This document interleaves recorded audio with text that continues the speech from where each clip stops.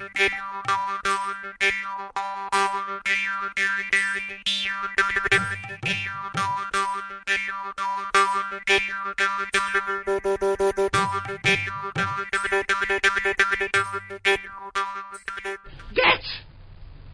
the comfy chair! Welcome to this episode of The Good, the Bad and the Odd with your hosts, Mark and Sam. Hi, Sam. Hello there. Right, so this is a kind of a special episode. We're kind of doing a review of 2022. And that doesn't necessarily mean the films or whatever from 2022. It kind of Stuff means we watched stuff in we watched. 2022. Now, some of it will be in 2022 and some of it won't, but we'll just see. And what we're going to be doing is 3 lists, right? A good, a bad, and an odd list, and our own 5s from each of those. So top 5 good, I guess bottom 5 bad, and top 5 odd. Who knows? It's one of those. So it'll be a mix of 2022 movies or whatever, with, you know, things we also caught maybe for the first time or were particular great standouts for us during that year. So without further ado, we'll get started on the good list, and we're going to be doing a reverse countdown from 5th to 1st, really. So you start first, Sam. So you do your good number 5.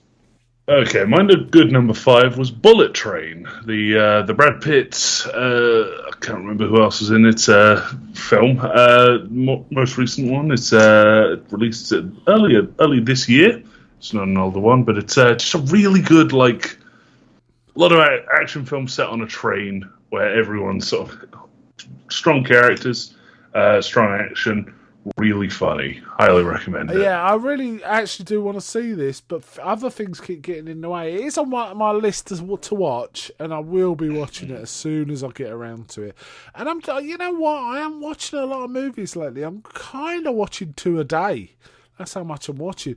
But I still haven't got to this. It's usually stuff like horror films, or for other podcasts I'll be watching, or our one, you know, things like that.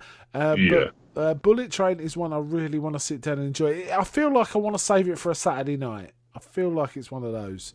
Yeah. So next chance I will get to this. I've heard it's good, and the reason I want to see it is because you recommended it so highly. Yeah. Actually.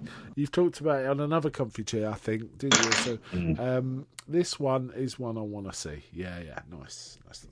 Looks colourful. The trailer. Oh yeah, it's really colourful. The trailer makes it look kind of generic action-y, but the actual movie's a lot more. It's very Edgar Wright. Yeah. So, yeah, but the movie, the trailer kind of sold it that way, but in a annoying way, if that makes sense, because Edgar Wright. Yeah, like a modern Marvel sort of thing. Yeah. Okay. Great. My number 5's a bit of a cheat, and this is my only cheat. Right, but it is. There was so many TV shows that I finished in 2022 that I really liked. I just wanted to give 4. There's 4 in particular. I wanted to give the 4 of them a mention, and so I'll be brief. on each. Okay. The first one is Cobra Kai season 5, which did land in 2022. I really like Cobra Kai all the way through season 1 to season 5. It's a funny show though, because it kind of gets soap opera-y. It's almost every season. It starts off kind of awesome with kind of action and setting up stuff. Then it kind of goes into soap opera in the mid-season. And then the last 2 or 3 episodes are absolutely kick-ass, which, you know, pulls it straight back up again to something really good. And every season's like this, every single one. I still think the first season is probably the best one, but I do enjoy every season. It's just some really funny. It's fun. It's exciting. You like the characters. It's interesting that the main focus is on Johnny, the bad guy from Karate Kid, who kind of redeems himself. But Danny's in it too. You know, Ralph Macchio is in it too, and it involves their children and, you know, kids learning karate and all sorts of shenanigans in the valley around karate. I really enjoyed that. Another one I wanted to mention is Agents of S.H.I.E.L.D. season 4, which I watched for the first time this year. Awesome season. Now, there are 7 seasons of Agents of S.H.I.E.L.D., but my favourite so far, and I can't say it's definitely my favourite because I haven't watched season 7 yet, and I'm midway through season 6 at the minute. Season 4 is terrific because it has Ghost Rider in it. and played by Gabriel Luna, who was, I think, the Terminator in Dark Fate, if that helps at all. But he's been in other stuff. He's a great actor, and he really sells this. And I really, really like this take on Ghost Rider. And it's a weird season because it's instead of one long season, it's almost like 3 mini seasons with connected tissue. So the first mini season, first 8 or 10 episodes, is about Ghost Rider. And the effects are great, and they really deliver Ghost Rider really well. Because Ghost Rider, he'll meet something from outer space or some deadly thing, that's a real... Nothing can be... Suddenly Ghost Rider turns up in the room and, game over, right? Game over. And there's some funny stuff in it. Like Coulson says to him, now, I've met mutants, I've met aliens. What's your deal? Are you an Inhuman? And he says, no, I made a deal with the devil. And Coulson's like, okay. The other one I wanted to mention, the third of my 4, is Stranger Things Season 4. Really enjoyed Stranger Things Season 4. Okay. I've liked all the seasons of Stranger Things, though I think 2 was probably the weakest. But I really enjoyed the most recent one. And it's kind of finished on a cliffhanger, so setting up the 5th and final season in an interesting way, but we'll see. And then finally, I actually got through all of Game of Thrones, so I enjoyed that thoroughly. Okay. For me, the weakest season was Season 2, actually. I really liked I think Season 2 was weaker than Season 8. I liked it all the way to the end, which I know is unusual, but I really, really enjoyed it all the way through. Okay. Yeah. Okay. Yeah, I think Season 2 was the one that felt very bitty to me. I felt like I was watching the highlights of a show rather than a show itself for Season 2. Though I have to say, I think the last or second to last episode of Season 2, which is like a massive battle, directed by Neil Marshall, was absolutely fantastic. So even Season 2 had some real highlights. So those 4 shows I've really, really dug. When I say Game of Thrones, I mean the whole lot. I don't mean a specific season. I mean the whole lot. So that's me. So your number... Now we're going to bad. So now we're going to bad. My number 5 is Chronicles of Riddick. This was just bad. That's my number 5! Okay, well, I guess we can talk about them together. Yeah. So, this was just a bad film with... them trying to make Vin Diesel look very cool and doesn't give a shit about anything sort of villain, anti-villain. But it doesn't come across. He's just kind of boring. All the charm from Pitch Black is just gone. Yeah, definitely. I think the most interesting thing in it is Carl Urban, actually, in many respects. Yeah. The whole, what are they called? Like the Necro Force or something. Necro somethings, yeah. Yeah, something like that. Their whole, politicking is kind of interesting. But then Riddick kind of just wanders in with a Chosen One backstory. Yeah. And it's just... They kind of tried to mix up... I don't know, it was like Krull and Dune. It was messianic, wasn't it? I mean, Riddick as a...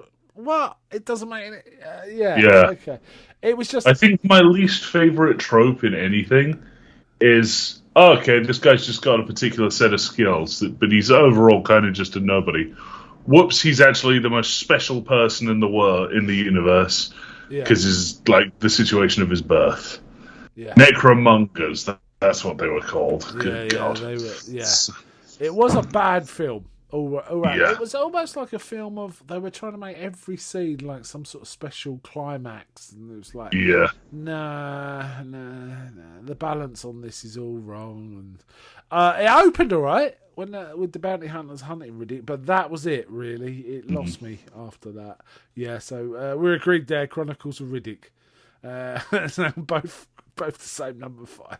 It was really a case of, I was sitting there thinking, well, that one we watched, The Last Witch Hunter, was pretty bad. And I thought, oh no, that was way better than Chronicles of Riddick. And then, it became Chronicles of Riddick. So yeah. Okay, so Odd. Your number 5, Odd. Okay, my number 5, Odd, was a film I watched with my friends called Tiptoes. Now, this film is Gary Oldman pretending to be a little person alongside actual little people actors. When was this made? And it's this. It was made like early 2000s, I think. Hang on a sec. I really should have It pulled just up. sounds wrong. 2002. Yeah, it's a just really like sounds messed wrong. up film because it's like the whole story arc is Matthew McConaughey and Kate Beckinsale worried that because Matthew McConaughey, who's like a normal heighted person, comes from a family of little people, their kid might be a little person. Yeah. Oh no! And it's a lot of like, what are you worried about? Your whole family is like, what do you think they won't be supportive or something? What's going on? And it's just the two of them panicking. And Gary Oldman's there on his knees, clearly. So yeah. Oh, okay. It's It got wrong. It's got Peter Dinklage. It's got the arm from Twin Peaks. Okay. It's got basically every little person actor you can think of, except like Vern Troyer, I think. Yeah. So, yeah. Okay. So, but they gave one of the roles to Gary Oldman. Wow. Yeah, Okay. one of the little people roles to Gary Oldman. Yeah. Oy. I'm reading here. It says one review called it one of the worst movies ever made. So yeah. Yeah, it's funny because the trailer tries to put it as like this weird heartwarming thing, and ends it with like, and in the masterpiece role of his career, Gary Oldman. No. Like, it does that. I'm laughing already. Yeah. Maybe we should do it for a podcast. That sounds terrible, though. It sounds Yeah. terrible. All right. Okay, my odd is a film that I had to. Well, I was just saying to you, can we delay the start of the recording because I just need to try and figure out how to even explain this film, right? And it's so odd and weird. And honestly, while I was watching it, it was like, what am I watching? This is nonsense. But once I finished, I found myself thinking back on it and saying, oh, well, yeah, that was right. Which is often a sign of a good film, you know, that when it gets into your psyche like that, rather than you just forget it. And this one, I can't remember even I come across it, and I've never heard of it before.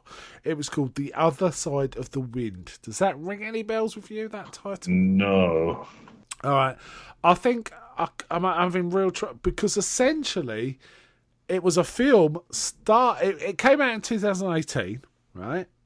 It was started. The work started on it, including major filming, was started by Orson Welles. Wait, what? Yes, I know. In the early 70s. God. And it's set in the early 70s, and it's kind of a weird film within a film, talking about the final day of this dickhead director. A director who's a real dickhead, who I think is meant to be Orson Welles. I'm not really sure, but it's played by John Huston, who is a Hollywood director who's known as a bit of a dickhead.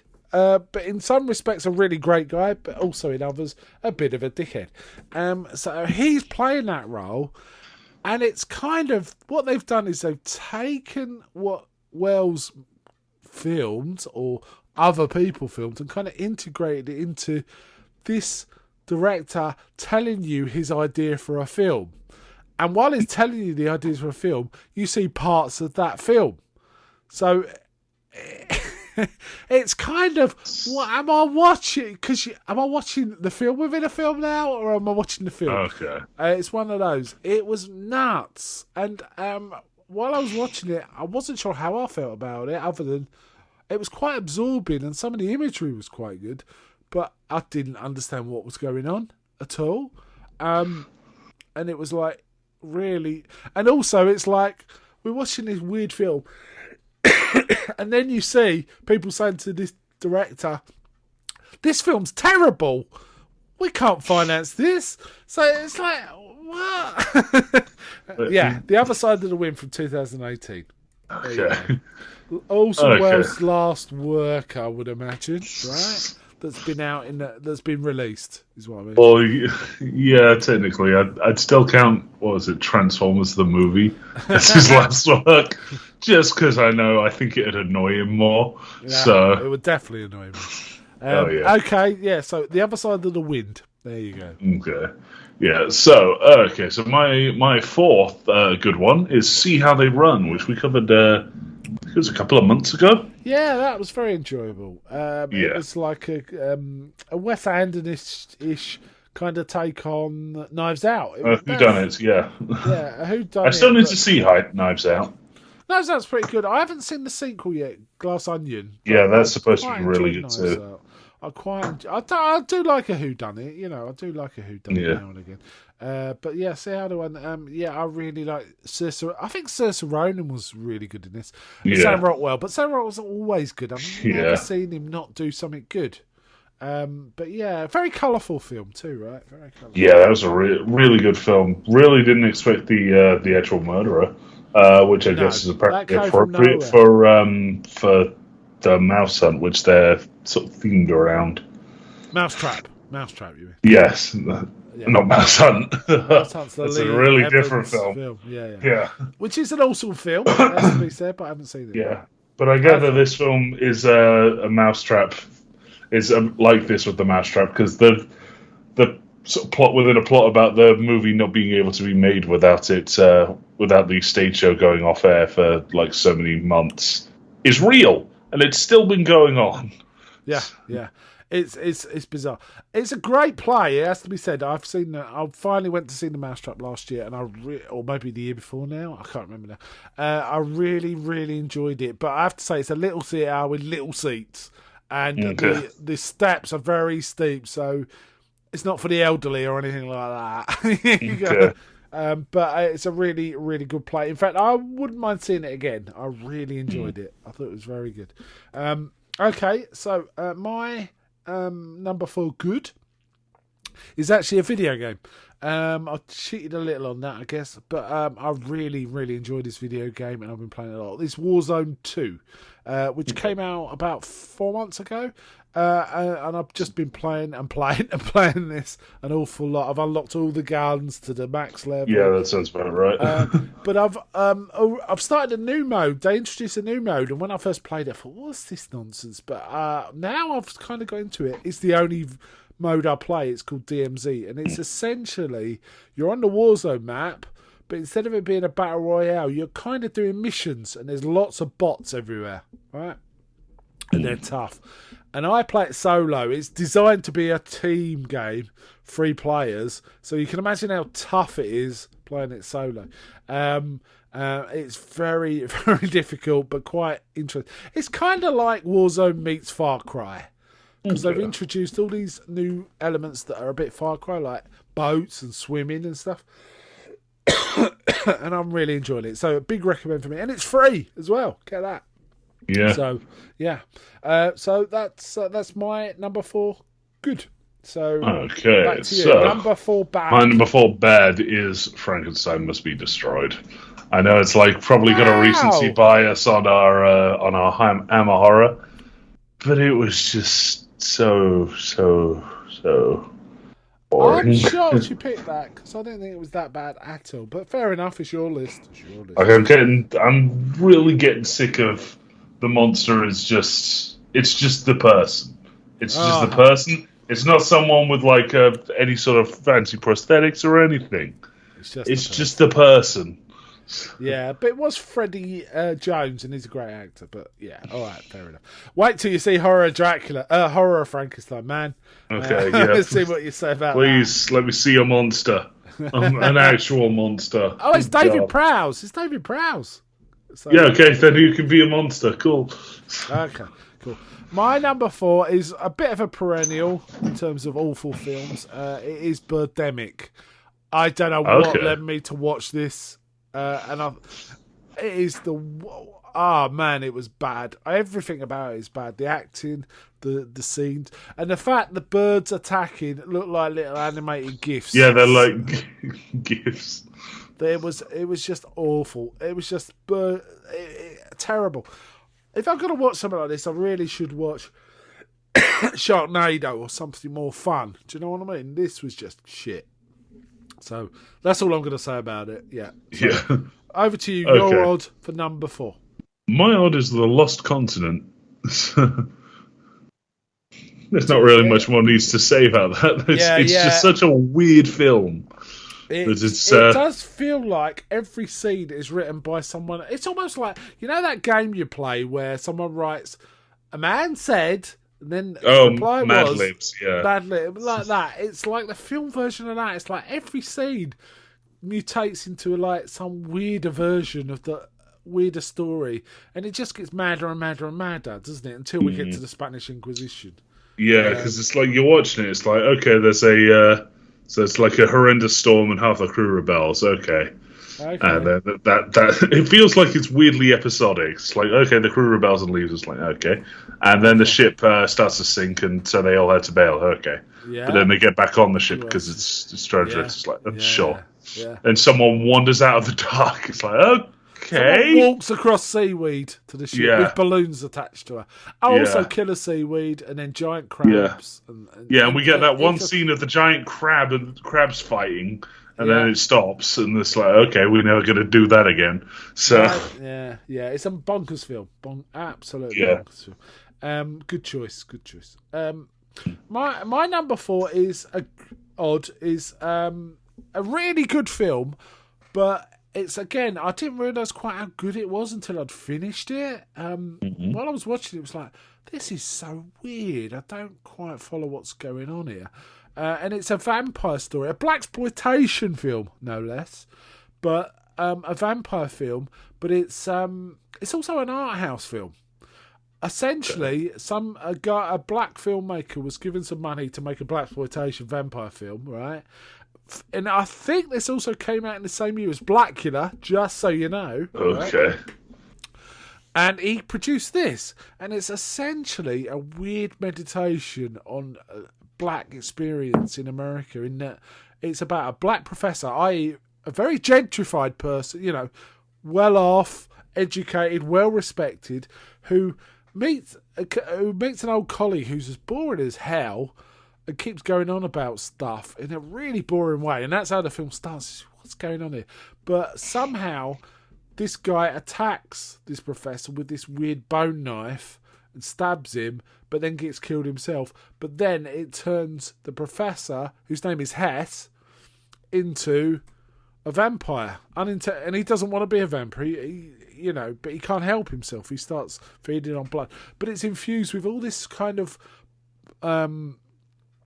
both African and African-American music, like blues and stuff like that, and gospel. And and it's also intercut scenes in a gospel church with like a charismatic preacher preaching about Jesus and, the blood of Jesus and stuff like that. All the while this guy's kind of trying to figure out what's going on.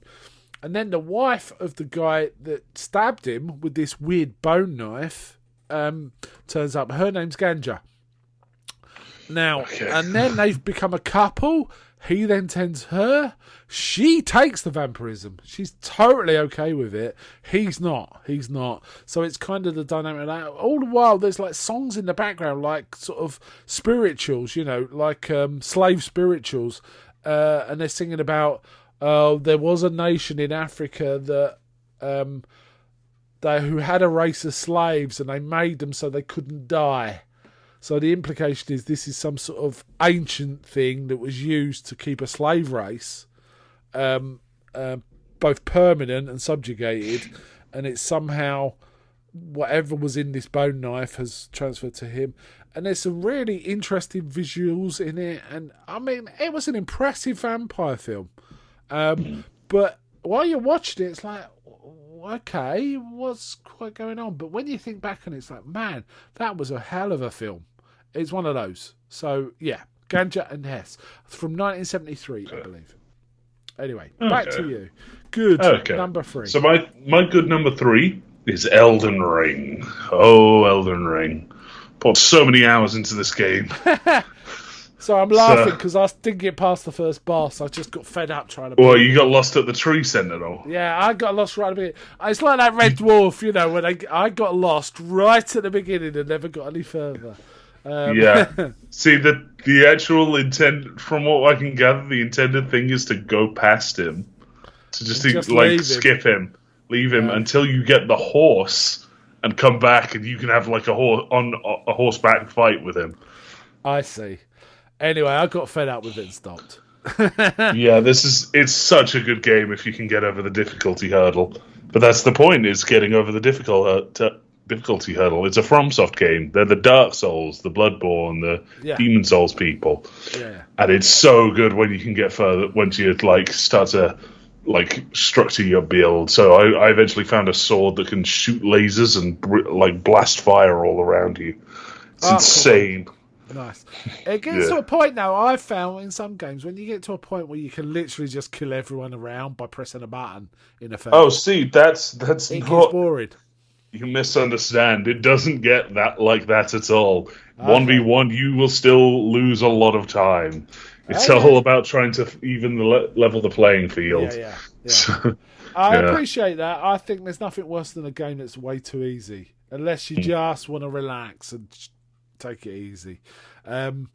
It's nice to have a proper balance between difficulty, because it keeps you engaged better, doesn't it? It definitely does. Yeah, Elden Ring. Yeah, I mean, I think this is a lot of the charts for the year, isn't it, for games? I think. Yeah, it won a video game of the year at the Game Awards. Yeah, so, I'm not surprised. And then some little widow snuck up onto the stage and kind of ruined the announcement. But hey, so right. Yeah. My good is. Now, actually, the next three my goods are going to be films from 2022. I just decided to go with that. And they're all kind of surprises. I was surprised how good they were, right? My number 3 is Top Gun Maverick. I really, really enjoyed this. Not everyone's cup of tea, but I just thought it was so much better than the Top Gun. And a lot of people really like Top Gun, but it's got a lot of nostalgia factor. But I actually really liked Top Gun Maverick. I thought the elements really... There were some weaknesses, but I really liked a lot of the elements, and I thought the action was really enthralling, and you're engaged, you know? It really kept you gripped. So, really liked Top Gun Maverick. That's my number 3. Right, back to you. Your number 3. My number 3 bad is Pinocchio: The True Story, which is this weird Russian film that got dubbed in America, and they used this complete weirdo to be Pinocchio. So he talks if you can find clips of it. It did the rounds on Twitter. Pinocchio. His name's Pauly Shore. Yeah, he's an American comedian. I don't. Yeah, he's not good. He's really bad. He's got this weird sort of lilt to his voice. Yeah. But it kind of makes Pinocchio sound gay.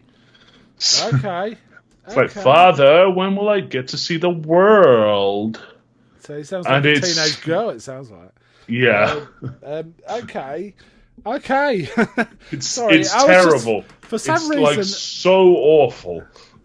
Have you ever seen the Guillermo del Toro Pinocchio, by any chance? That may come up later.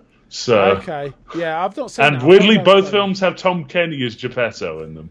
So. How bizarre! What? That's so weird. That is so weird. I did not know that. Okay. You have talked about this Pinocchio: The True Story. I do remember it. It's so atrocious. Oh my god! It could have gone in the odd, I guess, from the sound of it. Yeah, it could have, but it was just that bad. It was bad, right? Okay. Yeah. Fair. I like it when we have. Oh, sorry. No, he wasn't Geppetto in the Guillermo del Toro one. Oh, okay. He was another character that. Okay. But he was in it. Yeah. Okay. My number 3 is a film from 1963 that is still in the conversation when it comes to horror, but as it's held up as the first gory film, really gory film. I know Hammer was doing it before, but this one is by a guy called Gordon. What's his name? Herschel Gordon Lewis, right? And it's called Blood Feast, and it's essentially buckets of blood on the screen and sort of people getting tongues ripped out and stuff.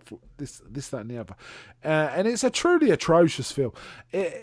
Basically, this bloke who is Egyptian, but kind of I think it's a mortician or something. But it turns out he's trying to sacrifice to some Egyptian god to resurrect something or other. Examples is that they kind of... I think I already mentioned that they get some woman on a bed and he puts his hand in her mouth and rips her tongue out, and apparently that was a calf's tongue and she had to hold it in her mouth. And oh God, that sounds well disgusting. And the actress who was casting it thought she had a full role, throughout the whole film. But all she was for one scene to have her tongue ripped out. So, but I watched this because I was trying to catch up with Joe Bob Briggs's Last Drive-In, where basically he shows films good and bad, and odd, and talks about them. So essentially, the film will play for 20 minutes, then he'll have an insert where he talks about some of the scenes or some of the background. And I really like the fact he talked about this Blood Feast in an interesting way. Even though the film was abysmal, watching Joe Bob talk about it was fun. And he'd say, Herschel Gordon Lewis was like an English professor type. He was really right, and it was weird. He goes, I actually spent some time with him, discussed it with him, and there was this upsurge in, I think, the late 70s or early 80s where people were lauding Blood Feast as like this actually classic of its kind. And he said, but God bless him, he could not bring himself to go along with any of this. He said, no, it was dog shit. There's nothing classy about this. Even the guy that made it was saying that. He wouldn't have any of this auteur nonsense, which I admire. I admire that. But Blood Feast, it was atrocious. It is like the first really bloody film. I mean, as I say, Hammer started it in with Curse of Frankenstein and Horror Dracula, but Blood Feast was when it went to the next level, right? So it was a bad film. Right, that's me. Okay. So your number 3 odd. Okay, my number 3 odd is a film called Moonfall. It's the newest Roland Emmerich film. It's an interesting one. Oh yeah, I very, wanted to see this. Very strange. It's the guy from Game of Thrones is in it. Yes, right? It's what's his name? Samuel. Is one of the main characters. Yeah, but the movie starts with the with the assumption that the moon is some sort of giant megastructure and just sort of rolls from there. But the moon is falling out of the sky, and there's multiple points in this film where the moon sneaks up on people. I want to see it. Like, genuinely, they're trying to do stuff, and it's like, oh shit, here's the moon. Wow. And the moon just comes rising over the horizon, and like, whatever weird effect they want to say is the happening. Like, at one point, somehow, the moon starts choking people. Like, oh my god, you're joking. Like they just start suffocating.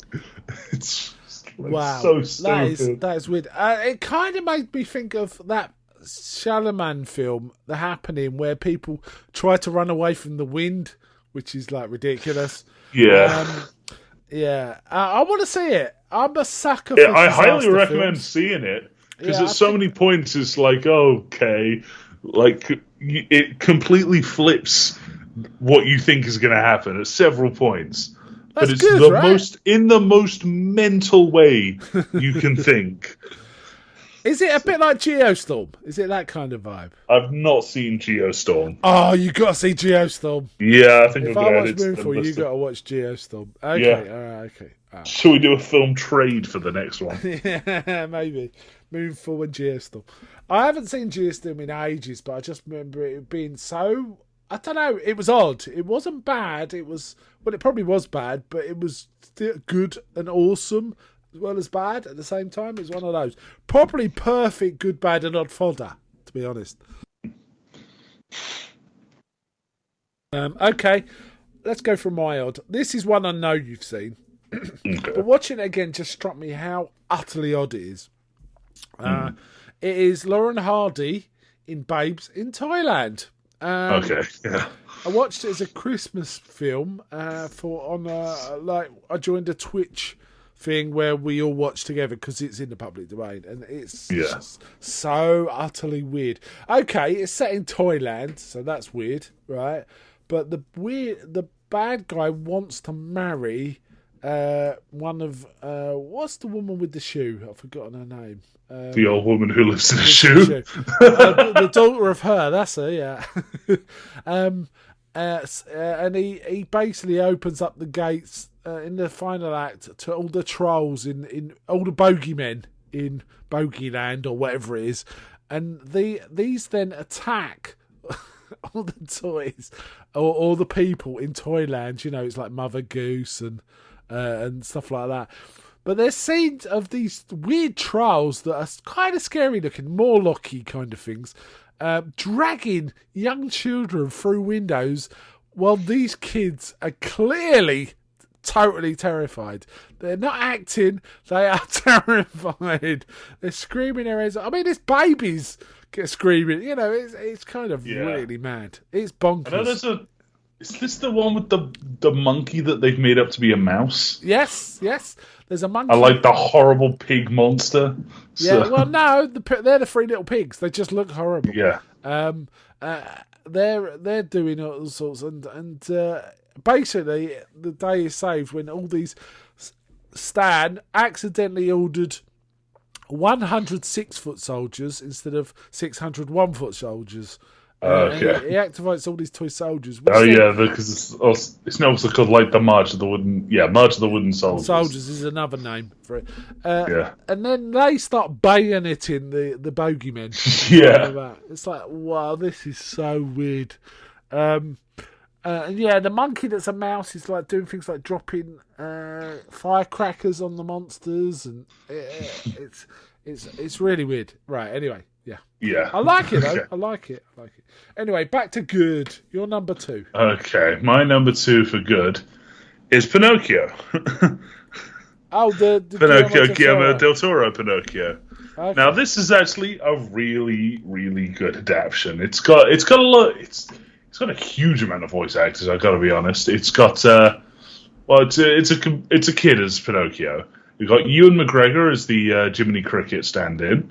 Who's called Sebastian Cricket, David Bradley as Mr. Geppetto, Tilda Swinton as she's called the Wood Sprite. She's the Blue Fairy, and then we've got quite a few other people. So John Turturro's in it, Finn Wolfhard's in it, Ron Perlman, Kate Blanchett, Tom Kenny, quite a few people. Christoph Waltz is in it. Excellent voice. Yeah. There. And the whole thing's in stop motion, which is insane. So yeah, they do a lot of adaptation of like the actual Pinocchio story.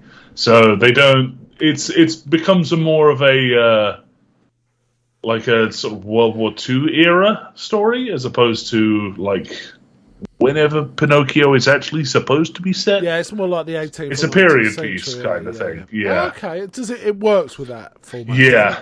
It's because it plays instead of it being Pleasure Island, it's like basically the Hitler Youth. Bloody hell! That is a switch. They don't explicitly say the Hitler Youth, but you know what it is. It's the Hitler Youth. So yeah. That's mental. And this is possibly the creepiest design of Pinocchio I have ever seen. Really? Okay. Yeah, he looks like something out of a horror movie. And this is on Netflix, right? Yes, this is a Netflix release. I can catch this. I'll put this on my list, I think. I'm going to put this on my list. This and Moonfall. Yeah. Funny enough, talking of which, I watched the first episode of Guillermo del Toro's Cabinet of Curiosities and recorded on the Anthology sub podcast about it. I watched the very first episode. Really good. Really, in fact, I'm going to watch the rest of them. There's 8, and in fact, 2 of them are Lovecraft adaptations. A bit like they did in Night Gallery. So I am definitely going to be watching that show. I'm just watching Midnight Mass at the minute. Once I finish Midnight Mass, I will move on to Cabinet of Curiosities. It looked really, really good. And that's on Netflix too. Okay. It looks like the interaction between Guillermo del Toro and Netflix is very productive, and good, which is great. I always like. There's nothing he's ever done I didn't like, frankly. I really like his stuff. Okay, my good is a film from this year. 3 hours long, but you really don't feel it when it's running. Yeah. It's The Batman. The Batman. Yeah. I really like this. I had a few issues when I first saw it. I wasn't sure about this version of the Riddler, but you know what? The whole tone, the chase was magnificent in it. This is my favourite Batmobile. Like Yeah. it's the least Batman-y thing of the Batmobiles in that it's just kind of just a souped-up car, but it's my favorite Batmobile. It's very cool, isn't it? I bring this up every time this movie is mentioned. It's like, yeah. this is a scary Batmobile because it's part of the fear factor. Yeah, I really liked Pattinson in this. He really delivered. I like the lady playing Catwoman as well. Yeah, Zoe Kravitz. Yeah, I mean, Colin Farrell as the Penguin was amazing, but he didn't look anything like her. That was so weird. Yeah, So I he didn't just pay that. disappeared into the makeup. So. He looks like another actor who's like from the 70s called Richard Kind. It's so weird. He looks just like a completely different actor that does exist. But I really, really like the Batman. I'm looking forward to more of this. Talking of which, one for our listeners and for you, apparently there's a Batman graphic novel which is kind of Lovecraftian. I think something like The Doom That Came to Gotham, I think is what it's called. They're doing it as an animated feature, and there's a trailer just out, and it's being released at the end of March. I'm really looking forward to that. Okay.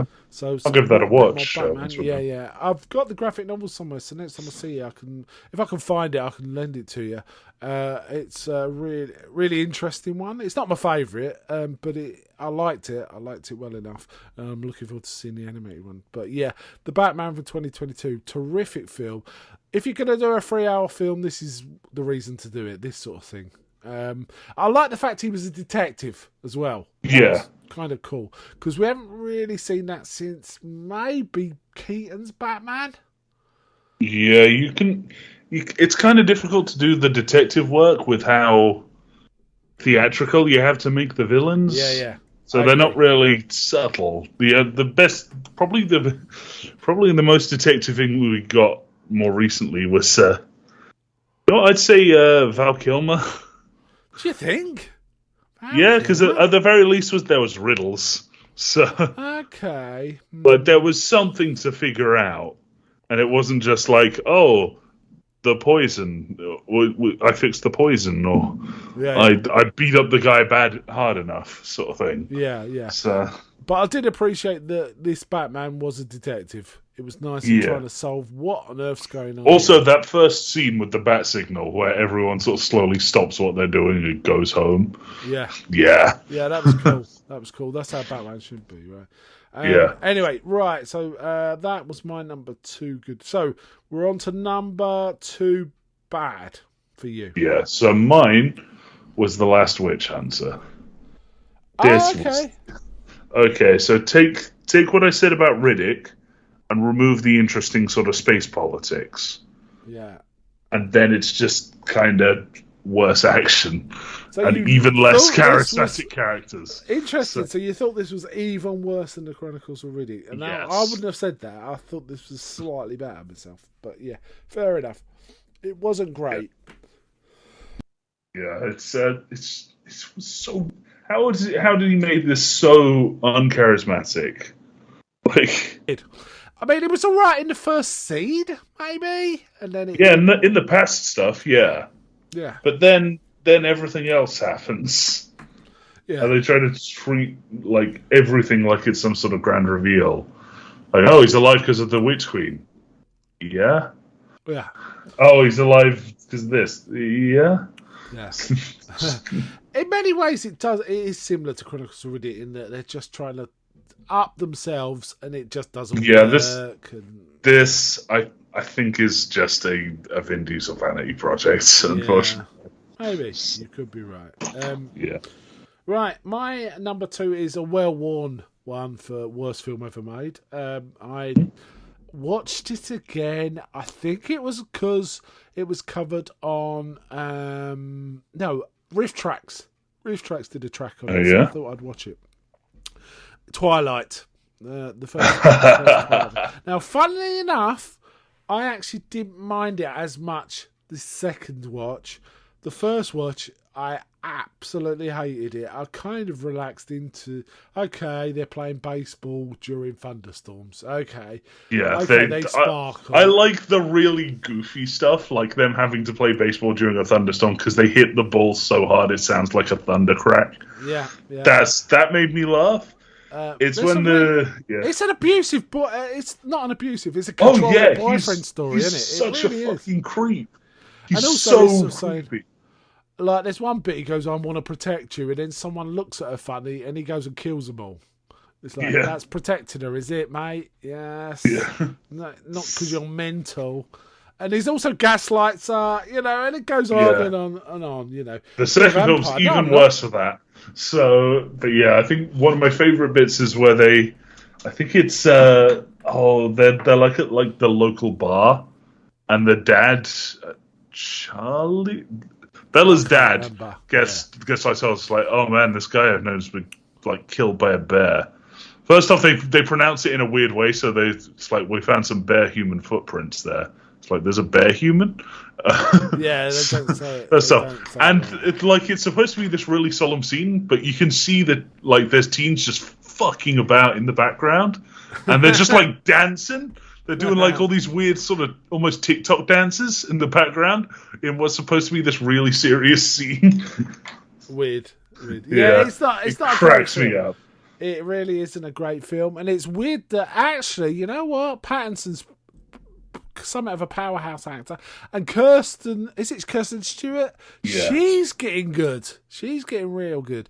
I saw her in a thing called Undersea or something, and she was really good in it. And she was pretty good in Zathura, which was before Twilight, but she was pretty good in that. It's just in Twilight, she just comes across as a miserable non-actor or something. I can't quite describe it. It's a weird thing about how bad their acting is in this. I think so. This video I watched put it best, which is like in the fourth film, they're like married by that point, and they're trying to have a kid, and they put, the statement was like, these are two people who have had sex that cannot convince me that they want to have sex with each other. So. Yeah. But I mean, Patterson for sure is way better in other stuff. And as I say, is it Kirsten Stewart? I can never remember. Kirsten Stewart. I mean, she had a couple that were still duds. That one about Snow White was a dud, but she's been in other stuff. I think that was more a Chris Helmsworth vehicle. That one. Okay. So, yeah. Twilight. Anyway, back to the odd number 2 for you. Okay, my number 2 is North. Mostly, not really because of the film itself, more the situation surrounding it. It's like... Yeah, I mean, it's all the films, but... this is the worst. Yeah, that's just nonsense, right? Yeah. Like... I mean, don't get me wrong, we've probably already mentioned 10 movies that are worse than North. Yeah, like, best example, like Last Witch Hunter, Chronicles of anything.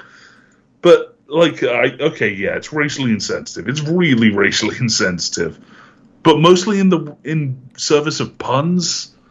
Yeah, it's not even that bad. So, admittedly, there's a white guy talking about this, but I didn't see how it was that bad aside from like a couple. No. But, well, the thing is, again, the critics weren't picking up. I mean, that racial insensitivity was one of their points, but that wasn't the whole point. It was they just thought it was. I don't know their problem. I do not get it. I still don't understand it because it's a kind of fun kids film with a few odd lines and scenes that don't quite fit a kids film. That's about it, right? Yeah. I liked it, and I'm not surprised it's on your odd list because I did consider it, but it's not on mine. But it was a slightly odd film, but kind of charming as well. Yeah, so it was all right. Yeah. Okay, my number 2 this was bonkers. This one, it's a Christmas film from Mexico, I believe. It's called, it's got a lot of names, but I'll call it one that makes it easier to remember it by. It's Santa Claus versus the Devil. Oh, okay. Right, so this is just weird. It's a very colourful film. It's got that early 60s colourful look. If you Google it and look at some images, you'll see what I'm talking about. And essentially, Santa's trying to do his job, but he's being plagued by not the devil, but like an impish demon kind of Krampus, kind of. Not quite. It's a I think that, Oh, that's the devil. That could not be less devil. What? That could not be more devil-like. well, it's kind of an imp or a demon, right? Trying to mess with Santa, but Santa's kind of oblivious to it, and it's not, and it just goes on and on, and it's kind of fun. It's American dub, and it was kind of okay, and I quite liked it, and it was just very, very odd. It was better than you think. Apparently, there's a Mystery Science Theater episode of this. Oh, I didn't know that. There's Santa Claus versus the Martians as a Mystery Science Theater, but this is Santa Claus versus Devil. But the weird thing is, one of its working titles is just Santa Claus. Okay. If you went to sell a film called Santa Claus, this would not be what you'd expect. Yeah. Let's put it that way.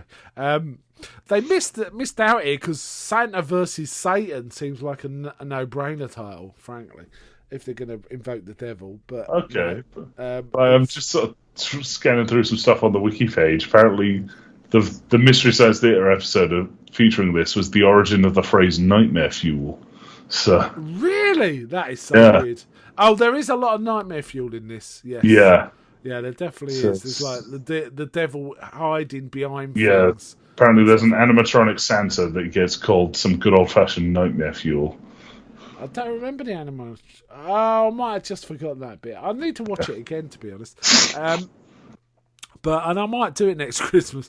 But yeah, it was all right. It reminded me a lot of. There's a film called, and I'm not sure if you've seen this film. You might have 5,000 Fingers of Dr. T. Yeah, Dr. Twillicky, yeah. Yeah, it's got that look and feel about it. It's very bright, primary colours, looks good, but is odd. And the dubbing's not great either, which kind of dissipates the drama. Yeah. Or if not drama, whatever. The thing that's Story, going on the screen. Theme, events. Yeah. So, yeah, Santa Claus versus the Devil is my number 2 odd. Which brings us to your number 1 good. Okay, now this may be predicted by anyone that heard me talk about the film originally when I first brought it up in, I believe, a comfy chair, and then an actual episode. This is Everything, Everywhere, All at Once. Not surprised. Yeah, that's fair. It's an amazing film. It's probably one of my favourite films, if just for the weird sort of counter-nihilism message. It's like, it's nothing matters, so why be bad? Yeah, or why? Yeah. That's a really good way of putting it. It's one of those films I think gets better with rewatches as well. Yeah. But having said that, I've only watched it once because it was quite. I've watched intense. it like 4 times. Right. Okay. So does it get better with each watch? Yeah. You start to notice a lot of things, like how the Everything Bagel keeps showing up everywhere.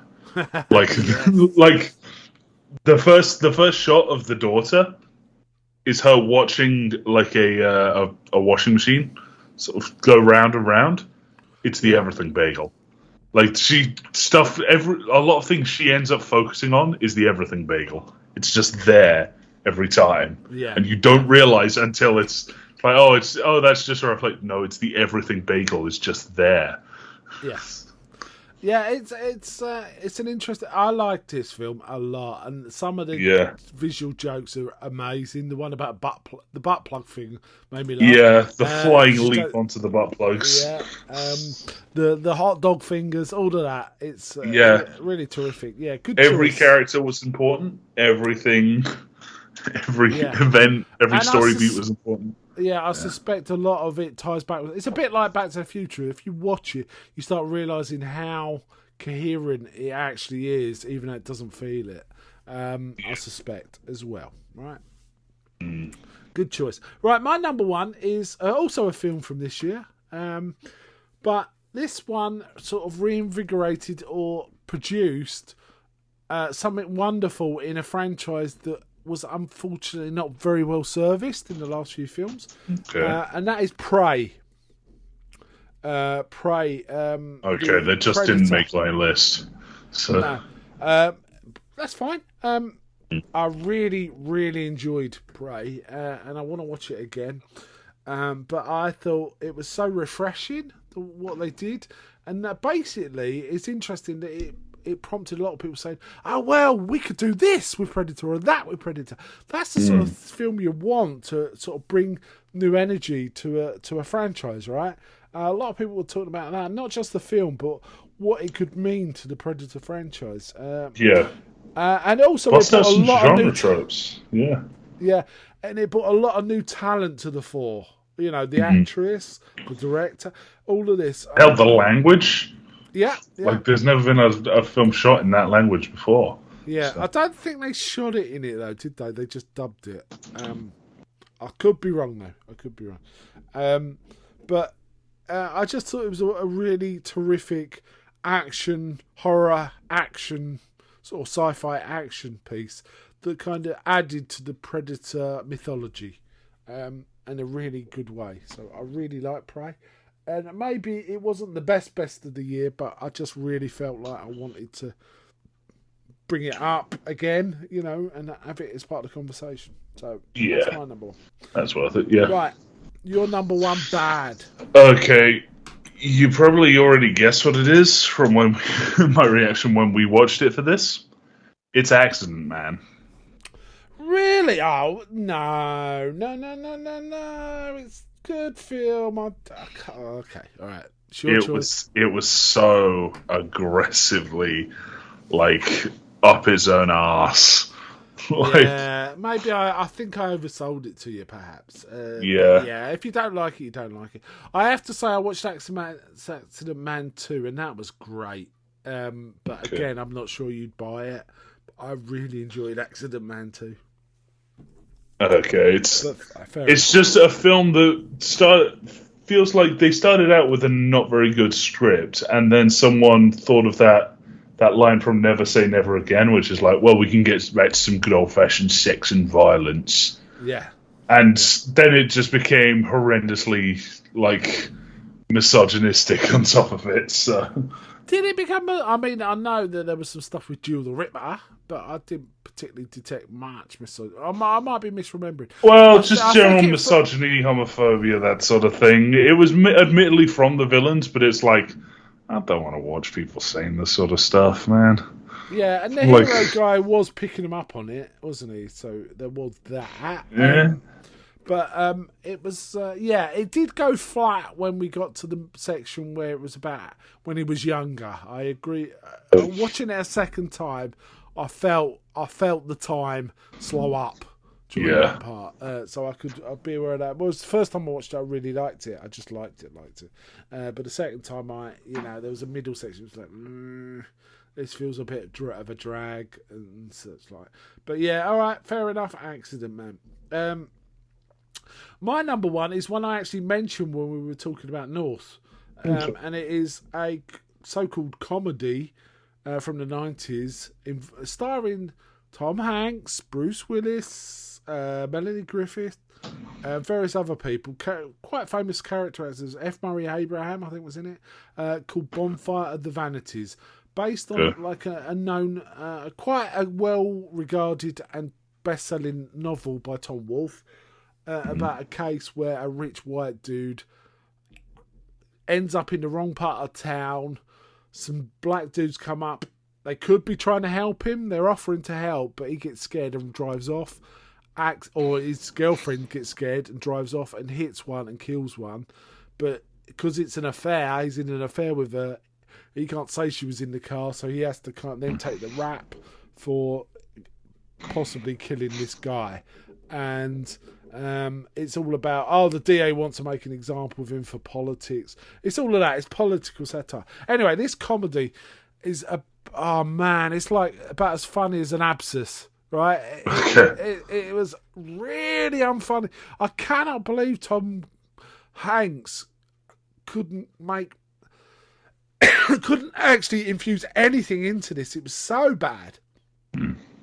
And Bruce Willis is only in it for a bit. He's okay, but it's just not funny. It's just nothing about it. It feels shrill and overwrought, and it ain't funny. And it's just, oh god. And I was thinking of it when we were watching, when I watched North, and what people said about North, and thinking, God, these guys haven't seen Bonfire of the Vanities if they think this is bad. God, it was awful. It was absolutely terrible. Anyway, that's me.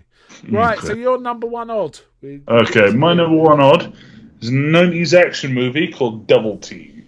I did bring it up in a comfy chair.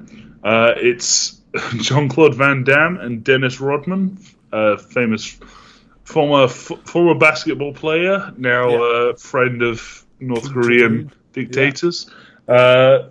It's about a secret agent that gets his pregnant wife kidnapped, and it ends with a shirtless fist fight in a minefield in the Colosseum. There's a tiger running around. It's mental. I didn't know it ended in the Colosseum because there's a Bruce Lee film which ends in the Colosseum. It may well have been a reference to that. Yeah. Way of the Dragon, I think it is. You enjoyed it, right? Oh, yeah, it was so fun. Mainly because of how mental it was. Oh, my God. Right, it's, like I say, tiger, shirtless fist fight in a minefield in the Colosseum while a tiger is actively chasing them around. That sounds awesome, actually. Right, so that's the full film you've said that I have got on my list to watch soon. Okay.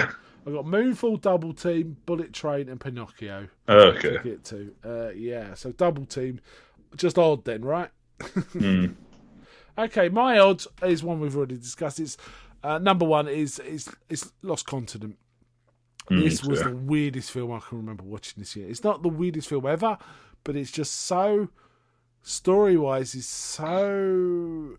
What were they trying to do here? What? It's like they couldn't decide a good ending, so they just kept changing what was going on. I don't know.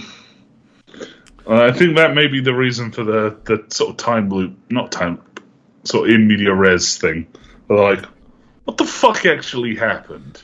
And they just go and do it. So yeah, it's a bonkers film. So Lost Continent, right? Okay. So that's our thoughts on what we watched in 2022. Some films from 2022, but some definitely not. Clearly not. We got a few games from 2022 for sure. Yeah. And we got some films from 2022. I mean, we talked about some of the big ones. Everything, Everywhere, All at Once, Batman. Was Bullet Train from 2022? It wasn't it? Bullet Train, Prey, Maverick. So some reasonable ones in all that. Pinocchio. So that's kind of cool. So that was a lot of fun. So I enjoy this one, but there's a lot to go through. Yeah. All right then. Let's wind up there. So bye from me. Bye.